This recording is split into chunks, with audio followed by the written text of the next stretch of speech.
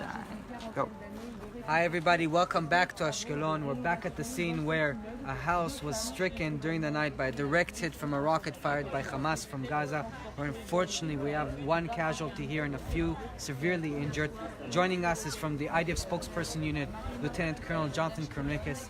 Jonathan, we've heard last that there have been over 400 rockets fired at Israel. What is going on? Are we on the brink of another war in Gaza?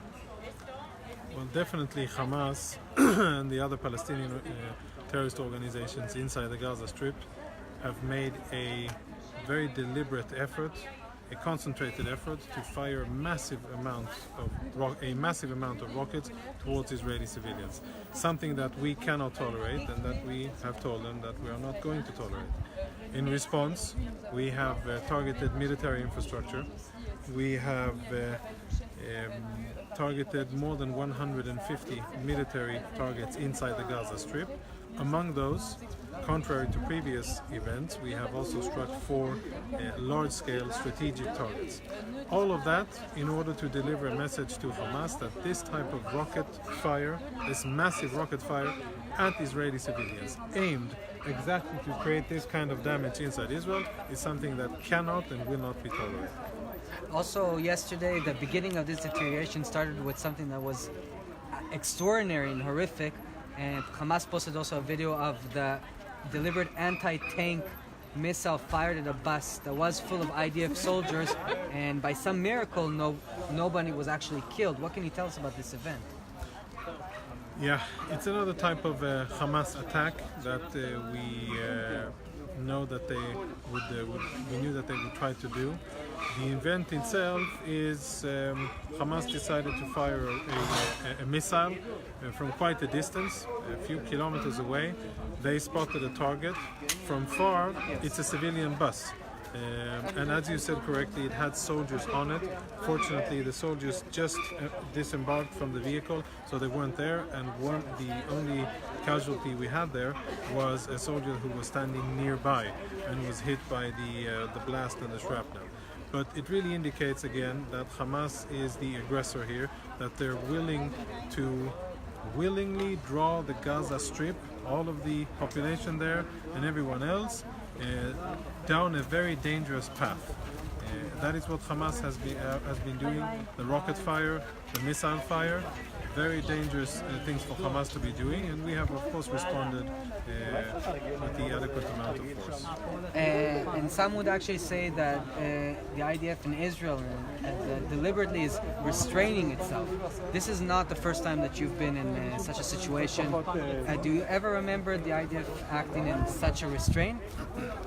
Well, both Israel and most importantly Hamas knows that even this night's retaliatory strikes, when we have attacked 150 military targets that belong to Hamas and the Palestinian Islamic Jihad, it's only a small percentage of our true military capabilities.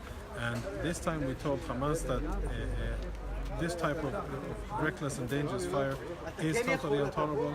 We are not going to allow this to go by, and we made it clear to Hamas that if they choose to escalate the situation, there will be a fierce response. Now, the situation as it is now is one where we are ready, deployed in terms of the capabilities, the enhanced presence on the ground, in terms of the replenished Iron Dome batteries, and of course the Air Force. All of these components ready to continue, on one hand, defend Israeli communities along the border and further away, and on the other hand, deliver a significant blow towards Hamas and the Palestinian Islamic Jihad.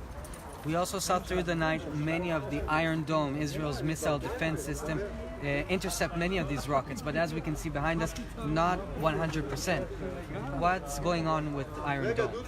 No defense system is 100%, doesn't exist. What we have is a 90+% system, which is outstanding, unique, one of its kind. Only Israel or the IDF has it, and it really saves lives. Yesterday was really the best example. Out of those 400 rockets and mortars that were fired, we decided to try to intercept only a certain amount of them, only those that had a trajectory that would eventually lead them to a populated area inside Israel. Success rate is very high. We intercepted more than 100. The rest of the rockets fell in open terrain and didn't pose a threat to Israeli civilians. But no system, no matter how good it is, can provide a 100% totally hermetic defense. We do our best, and I think that what the Iron Dome operators, the soldiers, the men and women there, have been doing an excellent job, and many civilians in Israel should be very happy and thankful for the fact that these soldiers are doing their job. Lieutenant Colonel Jonathan Korinikis, thank you again for talking with us. Thank you very much.